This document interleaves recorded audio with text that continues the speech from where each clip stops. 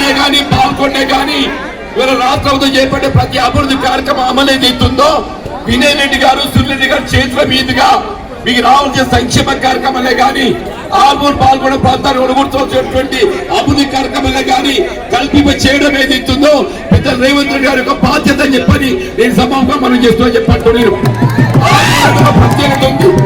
ఆర్మూర్ కానీ పాల్గొనడం ఇదంతా రైతాంగం అని చెప్పంటున్నా. రైతుకి ఏం కావాలి? కాలనీలు కావాలి, కరెంటు కావాలి.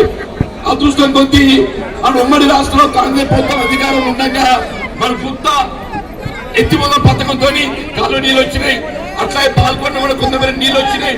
ఇంకే కూడా అన్న 21 ప్యాకేజ్ ప్రాణహిత చేపల ప్రాజెక్టు అంతర్భాగమైనటువంటి 21 ప్యాకేజ్ మనం నిర్మాణం పూర్తి చేయగలిగినట్టయితే యావత్ నిజామాబాద్ జిల్లాలో ఏదైతుందో సాగునీటి కల్పనకి చేసిన దీక్ష ఆనాడు మీరు అండగా నిలబడ్డారు కాబట్టి ఈనాడు పిసిసి అధ్యక్షుడినై రాష్ట్రం నలుమూలలో తిరిగి తండాలలో, గూడాలలో, మారుమూల పల్లెల్లో ప్రతి పేదవాడి తలుపు తట్టి ప్రతి పేదవాడి గుండెకు చేరుకొని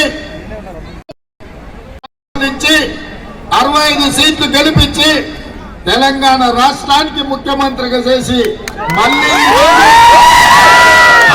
అంబేద్కర్ చౌరస్తాలో తెలంగాణ రాష్ట్ర ముఖ్యమంత్రిగా మీ ముందర నిలబడి